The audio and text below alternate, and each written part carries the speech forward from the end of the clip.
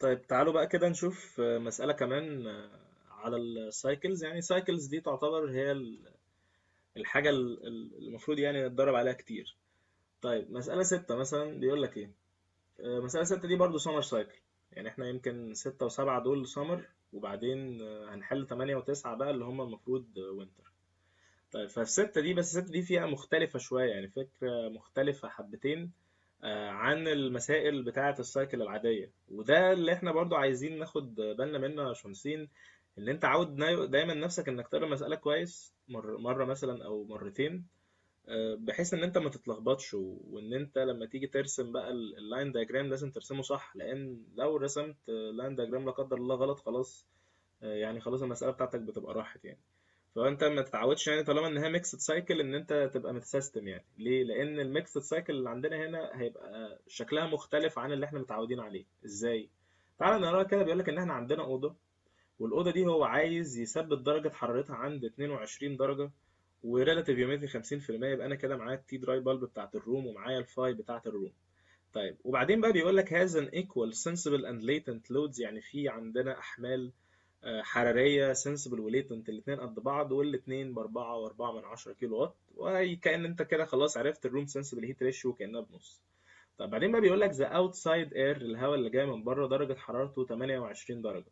طيب معنى ان الهواء الاوتسايد تكون درجه حرارته 28، ده معناه ان احنا في فصل الصيف، لان درجه الحراره بتاعت الاوتسايد اير اعلى من درجه الحراره بتاعت الروم.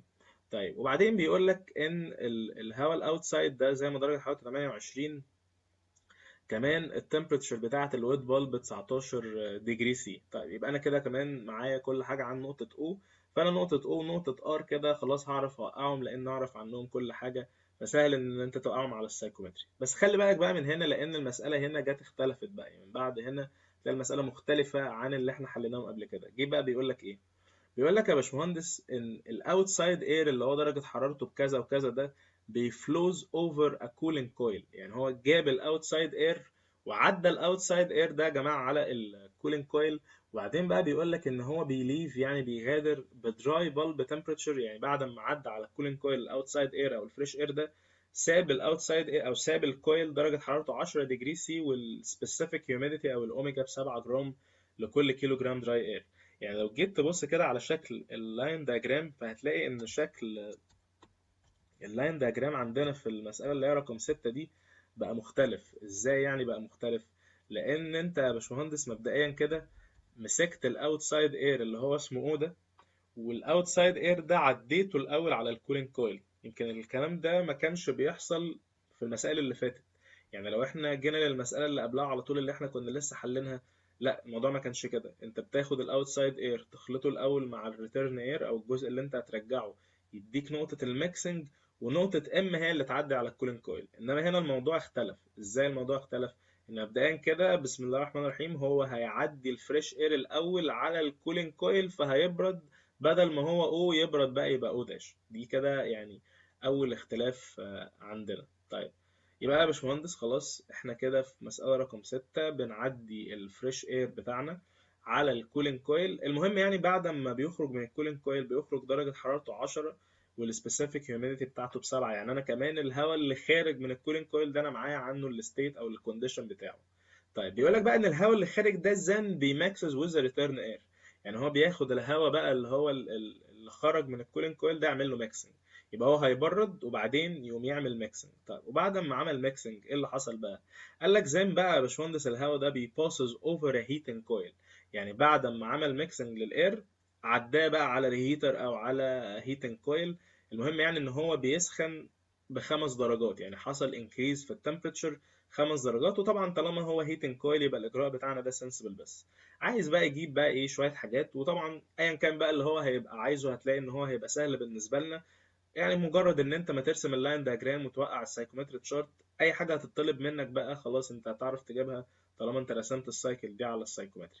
طب تعالى كده واحده واحده نشوف عندنا ايه. والله الروم خلاص الدراي بالب تمبريتشر بتاعتها 22 والفاي 50%، ومعايا الكيوروم سنسبل والكيوروم ليتنت ب 4 4 من 10، والتي دراي بالب اوتسايد والتي ويت بالب اوتسايد معايا. وكمان معايا الكونديشن بقى بتاعت الاوتسايد بعد ما عدى على الكولينج كويل. يعني انت عندك الاول المساله اللاين دياجرام بيمشي ازاي؟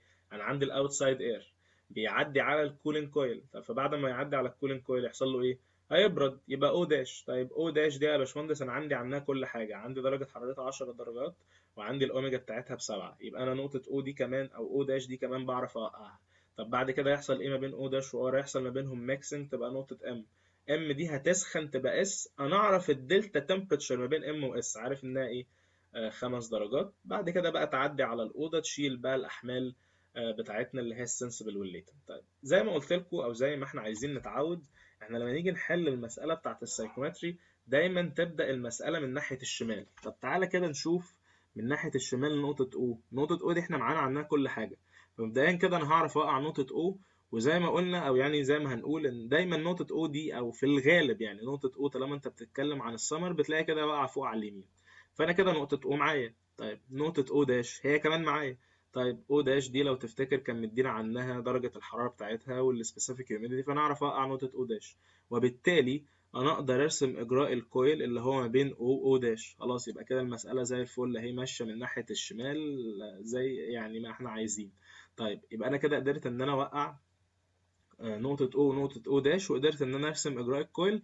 يبقى حاليا إحنا في المسألة قدرنا نرسم الخط ده اللي هو من O ل O داش اللي هو يمثل إجراء الكويل. طيب ماشي. نقطة R لو تفتكر برضو كان معانا عنها كل حاجة، يعني لو تفتكر نقطة R دي ادانا عنها كل حاجة. فأنا نقطة R معايا. طب إيه اللي هيحصل ما بين O داش و R بقى؟ والله يا باشمهندس O داش و R بيحصل ما بينهم ميكسنج. يعني إيه الكلام ده؟ يعني O داش عايزة تروح ل R و R عايزة تروح ل O داش، فانا اقدر ان انا ارسم الخط الواصل ما بين او داش وار. طيب هل هنقدر نوقع نقطة الميكسنج؟ في الحقيقة لا. ليه مش هنقدر نوقع نقطة الميكسنج اللي اسمها ام؟ لان معناش اي معلومات عن الاير اللي ماشي في ار او عن الاير اللي ماشي في او او عن حتى نسبة التقسيم ما بينهم. فانا ما اقدرش كده ان انا اوقع نقطة ام. طيب وطالما كده نقطة ام احنا ما قدرناش نوقعها، فالمسألة كده من ناحية الشمال اتقفلت. اول زي ما بقول لكم المساله ما تقفل من ناحيه الشمال، احنا نروح بقى من الناحيه اليمين. طب من الناحيه اليمين دي هنلاقي ان جيفن عندنا ايه؟ جيفن عندنا الكيوروم سنسبل والكيوروم ليتنت الاثنين كانوا قد بعض والاثنين ب 4.4 من 10. طب انا هستغل الكيوروم سنسبل والكيوروم ليتنت دول في ايه؟ قال لك والله بستغلهم استغلالين. الاستغلال الاولاني انا اقدر احسب منهم الروم سنسبل هيت ريشيو، وعباره عن ايه؟ عن الكيوروم سنسبل من غير اشاره على الكيوروم سنسبل زائد الكيوروم ليتنت، وطبعا من غير اشارات. يعني مش بتبص هو داخل ولا خارج، بتاخد الابسوليوت فاليو. فطبعا معاك كل الارقام دي هتقدر تحسب الروم سنسبل هيت ريشيو بنص. طيب الروم سنسبل هيت ريشيو دي ايه بقى يعني الوجه الاهميه فيها؟ هي مهمه يا باشمهندس لان الروم سنسبل هيت ريشيو دي تمثل ميل الاجراء. يعني انت لو تبص كده هتلاقي ان دايما السايكومتري تشارت بتاعتك بيبقى معاها منقله. طيب المنقله دي بيبقى عليها ميل الاجراءات. طيب احنا في انهي ربع بقى من الاربع بتاعه المنقله؟ قال لك والله على حسب الاجراء بتاعك ده. لو كان الاجراء بتاعك ده الكولينج كويل مثلا، او كان مثلا زي في الروم مثلا هنا كانت يا باشمهندس الروم سنسبل داخله والروم ليتنت داخله، يعني الاثنين ليهم نفس الاتجاه، فساعتها انت في الربع اللي تحت من المنقله. لكن لو كان اتجاههم مختلف فكان ساعتها نبقى في الربع اللي فوق من المنقله. طب يبقى احنا كده في انهي ربع من المنقله؟ احنا كده في الربع اللي تحت من المنقله اللي هو يعني بنص. طيب المهم يبقى انا كده معايا كيوروم سنسبل وكيوروم ليتنت، قدرت منهم ان انا احسب الروم سنسبل هيت ريشيو اللي هي طلعت بنص، وده يمثل زي ما بقول لكم ميل الاجراء بتاعنا على المنقله، وطبعا احنا في الربع اللي تحت في المنقله. طيب لو تفتكروا كده الخط بقى اللي هو ده احنا نقدر نرسمه. ليه نقدر نرسمه؟ لان احنا حسبنا الروم سنسبل هيت ريشيو. الخط ده كده يمثل الروم سنسبل هيت ريشيو. طب وده كده يمثل ميل اجراء الروم. طب اجراء الروم ده كان بيبقى خط يعني على السايكومتري بقى ما بين مين ومين؟ المفروض ان هو ما بين ار واس. طيب انا نقطة ار معايا لكن نقطة اس مش معايا. طب فانا اقدر ان انا ارسم ما بين ار او ارسم من عند ار خط يكون موازي للخط اللي على المنقلة. يبقى انا هرسم من ار خط ده، والخط ده كده موازي للخط اللي على المنقلة اللي هي الروم سنسبل هيت ريشيو، بحيث ان انا عارف ان الخط بتاعنا اللي على السايكومتري ده اكيد واقع عليه نقطة اس، بس انا معرفش اس دي برضو فين. طيب فهتلاقي ان انت نقطة ام ونقطة اس الاتنين في الاخر كده انت مش عارف ولا دي فين ولا دي فين. فهتعمل ايه؟ والله هي حركة سهلة جدا. لو تفتكر كده هو ام واس دول بيحصل ما بينهم اجراء ايه؟ اجراء هيتنج. والاجراء ده ايه؟ اجراء سنسبل. يعني ايه اجراء سنسبل؟ يعني اجراء هوريزونتال. يعني معنى كده ان الخط اللي واصل ما بين ام واس انا عارف انه لازم يكون خط هوريزونتال. والراجل كان مدينا دلتا التمبريتشر بتاعتهم او دلتا التمبريتشر ما بينهم 5 درجات. فانا عارف ان الخط ده واقع عليه نقطة ام بس مش عارف هي فين. وعارف ان الخط ده محل هندسي الاس بس مش عارف هي فين. لكن عارف ان ما بين ام واس في خط لازم تكون طوله دلتا تمبريتشر 5 درجات. فهتتحرك حضرتك بقى بالمسطرة بتاعتك او بالمثلث في المنطقة دي، بحيث ان انت توصل خط هوريزونتال ما بين الاتنين دول، بحيث ان يكون الخط الهوريزونتال ده بيعمل دلتا تمبريتشر 5 درجات. بس في ساعتها تقدر ان انت توقع نقطة ام وهتقدر ان انت توقع نقطة اس. وانس خلاص وقعنا نقطة ام وقعنا نقطة اس، يبقى السايكل بتاعتنا كلها اترسمت. يبقى انا كده هقدر احسب اي حاجة. طيب فهو كان طالب ايه مثلا؟ كان طالب الكونديشن بتاع نقطة ام. فانا نقطة ام وقعتها، فالكونديشن بتاعها هقدر اجيبه. الكونديشن ده على الاقل بيجيب عن نقطة ام دي اتنين بروبرتي ولا حاجة. طيب وكان عايز يجيب الفوليوم فلو ريت بتاع السبلاي. طب نجيب الفوليوم فلو ريت بتاع السبلاي ازاي؟ افتكر بقى انا قلت لك دي او الكيوروم سنسبل والكيوروم ليتنت كنا بنستغلهم الاول في ان احنا نحسب الروم سنسبل هيت ريشيو. مش ده الاستغلال الوحيد يا جماعه بقى اللي احنا ممكن نستغله ليهم. انا ممكن احسب منهم الكيوروم توتال. طب مين الكيوروم توتال؟ هي مجموع الكيوروم سنسبل زائد الكيوروم ليتنت. طب مجموعهم ده يطلع كام؟ يطلع 8.8 خلاص يبقى انا كده معايا الكيوروم توتال. واي كيو في العالم هي عباره عن ام دوت دراي اير مضروبه في فرق الاتشات.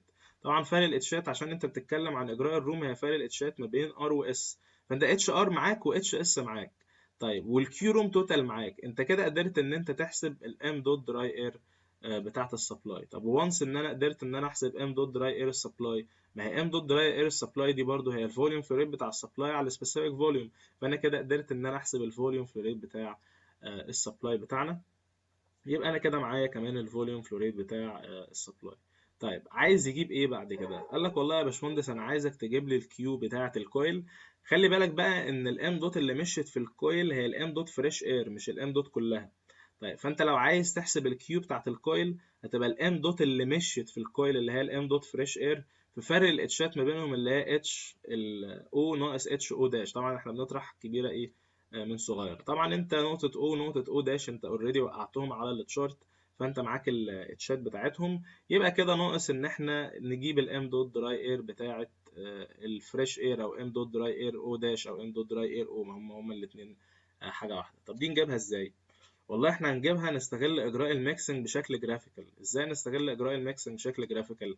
ما انت او داش اللي هي النقطة اللي مشي فيها الفريش اير والنقطة اللي اسمها ار عملنا ما بينهم ميكسنج. يعني حصل ما بينهم ميكسنج وبقت النقطة اللي اسمها ام. طيب بحيث بقى ان الديستنس اللي اسمها ام ار، الديستنس اللي اسمها ام ار دي يا جماعة بقى كده تمثل الماس فلوريت او الفوليوم فلوريت اللي مشي في او داش. يعني دايما زي ما اتفقنا في الميكسنج بتاخد الموضوع بشكل عكسي.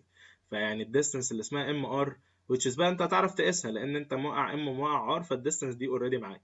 طيب الديستنس دي تمثل الماس فلوريت اللي مشي في او داش. والماس فلوريت بقى يا جماعه اللي مشي في او داش هو ده الماس فلوريت بتاع الفريش اير اللي انا عايزه اصلا. فده مش معروف وانا عايز احسبه يعني. فيبقى الديستنس ام ار خلاص تمثل الماس فلوريت بتاع او. طيب على الديستنس او ار، مين الديستنس او او داش ار؟ الديستنس او داش ار دي كده تمثل اللي مشي في ام. طب مين اللي مشي في ام؟ مين الماس فلوريت اللي مشيت في ام؟ والله الماس فلوريت اللي مشيت في ام هي الماس فلوريت التوتال او الماس فلوريت كلها او الماس فلوريت بتاعت السبلاي اللي انت اوريدي حسبتها من فوق ب 1.76 كيلو جرام. يبقى انا كمان الماس فلوريت بتاعت السبلاي دي او ام دوت دراي اير سبلاي معايا، والام دوت دراي اير اوتسايد انا عايز احسبها. الديستنس ام ار معايا، الديستنس او داش ار معايا. انا قدرت ان انا احسب ام دوت دراي اير بتاعت الاوتسايد. وانس ان انا قدرت ان انا احسب الام دوت دراي اير اوتسايد انا اقدر احسب الفوليوم فلو ريت. ازاي؟ هي الام دوت دراي اير في السبيسيفيك فوليوم وخلاص بقى. يعني هناخد السبيسيفيك فوليوم على طول ان هو 84%. ملهاش لازمه يعني انت تقعد تغير فيه وتجيبه يعني في اماكن مختلفه جوه التشارت لان اولموست ذا سيم يعني سبيسيفيك فوليوم. طيب وبعدين عندنا الكيو كويل التوتال هتبقى عباره عن ام دوت طبعا اللي مشيت في الكويل. فلما نبص كده على الام دوت اللي مشيت في الكويل فنلاقي ان هي ام دوت دراي اير بتاعه الفريش اير، فاللي هي ام دوت دراي اير او اللي احنا حسبناها. فرق الاتشات كبيره ناقص صغيره اللي هي اتش او ناقص اتش او داش. فيبقى انا كده قدرت ان انا احسب الكيو كويل. ده كده بالنسبة لمسألة رقم 6. هي يمكن مسألة فيها يعني فكرة شوية طبعا عن المسائل اللي فاتت، إن هو برد الأول وبعدين عمل الميكسنج، ويعني لما جه يوقع نقطة ام واس وقعهم الاتنين مع بعض بقى بالتشارت، يعني إن أنت في عندك دلتا تمبرتشر ما بينهم 5 درجات، فقدرت إن أنت توقع النقطتين مع بعض. هي يمكن دي الفكرة اللي مختلفة شوية يعني هنا. طيب ده كده بالنسبة لمسألة رقم 6. تعالوا كده نشوف مسألة رقم 7. هي مسألة رقم 7 يمكن يعني مش مسألة قوي، بس يعني هي فيها حتة ترايل اند ايرور كده، فاحنا عايزين نبقى نتكلم، يعني عايزين نشوفها يعني. فبيقول لك ايه في رقم 7 دي؟ بيقول لك والله يا باشمهندس، ودي طبعا اخر مسألة عندنا السمر سايكل. طيب بيقول لك في عندنا روم از مينتيند، عندنا اوضه قدرنا ان احنا نعمل لها برضو او نثبت درجه حرارتها عند 25 و50%. فانا معايا التي دراي بالب بتاعت الروم ومعايا الفاي بتاعت الروم، ومديني السنسبل والليتنت بتاعتهم، الكيو روم سنسبل بكذا والكيو روم ليتنت بكذا. وبعدين الفريش اير مدينا درجه حرارته 43 درجه و30 درجه ويت، يبقى معنى كده ان انا الاوتسايد اير عندي برضو عنه كل حاجه. وطالما الاوتسايد اير بتاعنا درجة حرارته أعلى من الروم، يبقى احنا كده في السمر سايكل. طيب بيقول لك حصل ما بينهم ميكسنج بنسبة 80% ريتيرن اير. يعني الخط بتاعنا اللي هو بتاع الميكسنج ده لما هنيجي نقسمه، هنقسمه ب 20 ل 80%، بحيث ان ال 80% دول يعني لصالح الريتيرن اير، ان الريتيرن اير نسبته 80%. فكأن طبعا يعني باي ديفولت لما اقول لك ان الريتيرن 80% يبقى خلاص على طول الفريش اير 20%. طيب وبعدين وايل ان الباقي بيحصل له از اكزوستد. وبعدين بيقول لك ان الباي باس فاكتور 15 من 100. هات لي الاباراتورز ديو بوينت بتاعت الكويل، وهات لي بقى السبلاي كونديشن، وشويه الحاجات بقى اللي زي ما بقول لك لو انت قدرت ترسم اللاين دايجرام وترسم السايكومتريك شارت، فالموضوع خلاص بقى بالنسبه لك ما فيهوش مشكله. يعني انت كده قدرت ان انت تجيب اي حاجه بقى هو عايزها. طيب تعالى كده نشوف مسألة زي دي رقم 7 تتحل ازاي. والله يا باشمهندس، يعني لو تفتكر كده، هو الراجل مدينا زي ما احنا عارفين التي دراي بالب بتاعت الروم والفاي بتاعت الروم، والكيوروم سنسبل والكيوروم ليتنت والاوتسايد كونديشن وبتاع. طيب وبعدين يعني دي مسألة بقى ايه عادية، يعني احنا لما نيجي نرسم السايكل هنرسمها السايكل المعتادة مش زي المسألة اللي فاتت. يعني هيبقى عندنا هنا ريتيرن اير، وبنرمي منه جزء وبناخد الجزء الباقي نعمل له ميكسنج مع الاوتسايد اير، يدينا نقطة الميكسنج تعدي على الكولين كويل تدينا نقطة الاس، وهكذا. يبقى انا كده قدرت ان انا ارسم السايكل بتاعتي دي. طيب زي ما اتفقت معاكم، احنا دايما عايزين يعني في السايكل ان احنا نوقع النقط على السايكومتري. يعني انت رسمت اللاين دياجرام، اوكي، ده كده رقم واحد تعمله. طب رقم اتنين تعمله في المسألة ان انت ترسم السايكومتري تشارت. طب تعالى كده نرسم النقط دي على السايكومتري. طب نقطة O دي احنا نعرف عنها كل حاجة، فانا كده قدرت ان انا اوقع نقطة O. زي ما بقول لكم غالبا نقطة O لو انت بتتكلم عن سمر سايكل بتبقى فوق على اليمين. طب فانا O اعرف عنها كل حاجة، قدرت اوقع نقطة O. طب و R اعرف عنها كل حاجة، قدرت ان انا اوقع نقطة R. طب وما بين O R بيحصل ايه؟ والله ما بين O R يا باشمهندس المفروض ان بيحصل ميكسنج، يعني O عايزة تروح ل R و R عايزة تروح ل O. طب ويتقابلوا هنا في نقطة اسمها M. طب سؤال بقى، نقطة M دي تبقى واقعة فين؟ هل نعرف نوقع نقطة M ولا مش هنعرف؟ هنلاقي ان احنا هنا نعرف نوقع نقطة M. ليه هنا نعرف نوقع نقطة M؟ لان هو قال لك ان نسبة التقسيم بتاعتنا 80% ريتيرن اير و20% فريش اير. فانت هتمسك الخط بتاعك ده، يعني مثلا سي ان الخط ده طوله مثلا 10 سنتي. خلاص، فانت تمسك بقى الخط بتاعك ده تقسمه 80% و20%. طيب بحيث بقى ان نقطة M طبعا هتكون اقرب من R. ليه طبعا M اقرب من R؟ لان نسبة الريتيرن اصلا اللي هو عمل له ريسيركيوليشن 80%، فطبعا بطبيعة الحال M هتبقى لازم تكون اقرب من R. طيب وتمسك الخط بتاعك ده، اعتقد هتبقى سهلة يعني، تشوف بقى الخط ده طوله كام وتقسمه يعني بنسبة 80. الحتة الكبيرة تبقى 80% من طول الخط، والحتة الصغيرة تبقى 20% من طول الخط. يبقى انت كده قدرت ان انت توقع نقطة M. طب ما المسألة ماشية زي الفل اهي من ناحية الشمال، خلاص نكمل. طيب نشوف بقى نقطة S، هل نقطة S معانا عنها أي حاجة؟ نلاقي لأ. طيب فالمسألة طبعا كده قفلت. أول ما المسألة تقفل تروح تستغل الكيوروم سنسبل والكيوروم ليتنت. هنستغلهم الاستغلالين اللي احنا قلنا عليهم، إن أنا أقول إن الكيوروم سنسبل هي عبارة عن مين؟ هي عباره يا باشمهندس او الكيو روم سنسبل والكيو روم ليتنت دول استغلهم في ان انا اجيب ايه، ان انا اجيب اول حاجه الروم سنسبل هيت ريشيو اللي هي عباره عن السنسبل على السنسبل زائد الليتنت. بقى معايا الروم سنسبل هيت ريشيو اللي هي خط على المنقله، والخط ده المفروض ان هو محل هندسي لنقطه اس. يعني انت المفروض ان انت من ار تقوم راسم خط موازي للخط اللي على المنقله ده، والخط ده انت عارف ان باي ديفولت واقع عليه النقطه اللي اسمها اس. طيب بعد كده هتلاقي ان انت مش هتعرف توقع نقطة اس. يعني انت هتلاقي ان انت مش هتعرف توقع نقطة اس. انت خلاص يا دوبك عرفت ان انت ترسم الخط ده، والخط ده محل الاس. انت محتاج توقع نقطة اس. طيب نقطة اس دي نوقعها ازاي؟ والله هو الراجل كان مدينا الباي باس فاكتور بتاع الكولين كويل. طيب الباي باس فاكتور بتاع الكولين كويل لما يبقى 15% كده معناه ان الكونتاكت فاكتور 85%. طب وبعدين يعني يا باشمهندس هنعمل ايه؟ والله انا اقدر ان انا من ام، طبعا لو انت هترسم من ام خط، فالخط اللي انت هترسمه من ام اللي هو يعدي باس والاباريتس ده المفروض ان هو ايه؟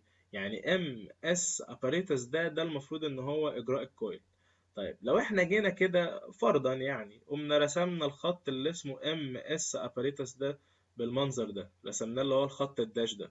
طيب اول لما هترسم الخط الداش ده هيقاطع الخط بتاع او المحل الهندسي ده في النقطة اللي اسمها اس. يبقى انت كده قدرت ان انت توقع نقطة اس. بس مش عرفك بقى ان النقطة اللي انت وقعتها دي صح. اه خلي بالك هو الراجل كان مدينا الكونتاكت فاكتور. هو الكونتاكت فاكتور ده عبارة عن ايه؟ هو عبارة عن الديستانس من ام لاس على الديستانس من ام للاباريتس. فلو كان يا باشمهندس توصيلك للخط ده او فرضك ده كان صح، ساعتها الديستانس من ام لاس على الديستانس من ام للاباريتس هتطلع بالكونتاكت فاكتور بتاعك اللي هو 85%. طيب لكن افرض ان الموضوع غلط، يبقى ساعتها بقى سيادتك هتعمل ايه؟ هتمسح الخط الداش ده. طيب وتقوم جاي كده موصل خط داش اخر. طب فلما توصل الخط الداش ده برضه هيقاطع المحل الهندسي ده في النقطة اللي اسمها اس. طب مش عرفني برضو ان النقطة دي اس او ان الموضوع كده كله صح. انا كده بقى بتشك بايه؟ هتشك بقى يا باشمهندس بالكونتاكت فاكتور. اجيب الديستانس من ام لاس على الديستانس من ام للاباريتس لحد اما تقريبا اوصل للكونتاكت فاكتور اللي هو 85%. يبقى هي المسألة بس فيها ترايل كده بسيطة جدا بتتعمل يعني. ممكن تعملها يعني انت بالمسطرة كده على التشارت، بحيث ان انت يعني تشد لنا من هنا خط يقاطع المحل الهندسي بتاع الاس هنا في النقطة دي اللي هي نقطة اس، ويحقق لي ان الكونتاكت فاكتور بتاع الكولين كويل يكون 85%. يعني الديستنس دي على الديستنس التوتال تبقى 85%. طيب وانس بقى خلاص انت قدرت ان انت توقع النقط، خلاص هتقدر تحسب بقى عن المسألة وات ايفر بقى اللي هو هيبقى عايزه عنها. ده كده يعتبر اتكلمنا عن معظم مسائل الشيت اللي كانت بتتكلم عن السمر سايكل. طيب عايزين بقى نشوف مسائل الوينتر. هو يمكن الدكتور في الشيت عندنا ما عندناش غير هي يمكن مسألتين عن الوينتر. طيب والمسألتين يعني إلى حد ما سهلين. يعني المسألة رقم 8 و9 دول إلى حد ما سهلين. تعالى كده مثلا نشوف مسألة 8 بتقول لك إيه. بيقول لك إيه في مسألة 8؟ بيقول لك والله عندنا 5000 كيلو جرام بر اور اير. يعني عندنا اير الماس فول ريت بتاعته 5000 كيلو جرام بر اور، وكانت الدراي بالب بتاعته 30 وريت الهيوميديتي 50. طيب الهواء ده بيحصل له ميكسنج مع نفس الكوانتيتي مع 5000 كيلو جرام برضو تانيين، كانت الدراي بالب بتاعتهم 18 وكانت الريلاتيف هيوميديتي 40%. يبقى كده بيعمل ما بينهم ميكسنج. طب بعد كده بيقول لك احنا مسكنا الميكسد اير ستريم ده سخناه يعني بشكل سنسبل لحد ما درجة حرارته بقت 30. طيب وبعد ما سخناه دخلناه على اير ووشر. طيب والاير ووشر ده بيقول لك ان هو بيعمل اجراء طبعا على الاير ووشر لازم كلنا نبقى عارفينه، اجراء اسمه ادياباتيك ساتوريشن لحد ما الريلاتيف هيوميديتي بقت 70%. طب وبعد ما دخل على الاير ووشر قام سخنه تاني لحد ما درجة حرارته بقت 25. احسب بقى الحرارة اللي انت ضفتها في كل كويل، واحسب لي الميك اب ووتر كمية المية اللي انت رشيتها في الاير ووشر. طيب يعني دي مش مسألة وينتر سايكل قوي على قد ما هي مسألة بروسيسز ورا بعض. يعني انت ايه اللي حصل؟ لو تبص كده في المسألة، انت في هوا جاي كده من عند واحد، وفي هوا جاي كده من عند اتنين. ده كتلته 5000 وده كتلته 5000. احنا بنعمل ما بينهم ميكسنج فيبقى الهوا اللي عند تلاتة. طب وبعد كده الهوا اللي عند تلاتة قال لك هندخله على الكويل او الهيتنج كويل الاولاني بحيث ان هو يسخنه يبقى درجة حرارته 30. طب وبعد ما يسخنه يخلي درجة حرارته 30 كده احنا بقينا عند نقطة 4. قال لك ادخله على الاير ووشر اللي هي تعمل اجراء ادياباتيك ساتوريشن لحد ما الفاي تزيد تبقى 70%. طب وبعد ما الفاي تزيد تبقى 70% قوم مدخله على الكويل اللي بعد كده بحيث ان هو يسخن تبقى درجة حرارته 25. يبقى دي كده يعني مش مسألة وينتر سايكل قوي على قد ما هي مسألة كذا بروسيس ورا بعض وعايز يجيب بقى عنها شوية حاجات. طبعا احنا كده رسمنا اللاين دياجرام بتاعها. طيب زي ما بقول لكم اللاين دياجرام ده هو الخطوة رقم 1. طب مين الخطوة رقم 2؟ ان انت ترسم السايكومتري تشارت. طيب فعندنا هنا نقطة 1 عندنا الكونديشن بتاعتها، وعندنا هنا نقطة 2 وعندنا برضو الكونديشن بتاعتها. طيب 1 و2 دول لو تفتكروا بيحصل ما بينهم ايه؟ بيحصل ما بينهم ميكسنج بحيث ان هم يتقابلوا في نقطة 3.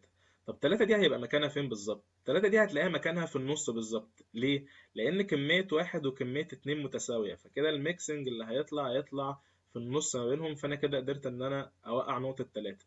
طب 3 دي لو تفتكر هتخش بعد كده على ايه؟ قال لك والله يا باشمهندس 3 دي لو تبص كده بتخش على الهيتنج كويل بتسخن بتبقى 4. يبقى معنى كده انا عارف ان الاجراء من 3 ل 4 هو اجراء سنسبل وهيتنج، فهو اجراء هوريزونتال. طب اقف عند 4 لحد امتى؟ لحد ما درجة الحرارة تبقى 30. طيب يبقى انا كده قدرت ان انا اوقع نقطة 4. طب وانس ان انا قدرت ان انا اوقع نقطة 4 هنخش على مين بقى؟ هنخش على الاير ووشر بحيث ان احنا بقى نروح لنقطة 5، يعني من 4 ل 5 ده جوه الاير ووشر. طيب الاير ووشر الاجراء اللي هو يعمله فيه ده اجراء ادياباتيك ساتوريشن. يعني ايه اجراء ادياباتيك ساتوريشن؟ يعني من 4 ل 5 ده احنا عارفين ان الاثنين لازم يكونوا with constant اتش. يبقى كده ما بين 4 و5 نفس الاتش. يبقى انا عارف كده ان من 4 ل 5 انا ماشي على خط الاتش الثابت لحد ما اوصل لنقطة 5 اللي الفاي عندها بكام بقى في المية؟ والله الفاي عند 5 ب70%. يبقى أنا كده قدرت إن أنا أوقع نقطة 5. طب بعد ما أوقع نقطة 5 عايز يسخن تاني. طب فيسخن تاني يبقى إجراء إيه؟ أهو هتلاقي 5 ل 6 ده إجراء تسخين إجراء سنسبل لحد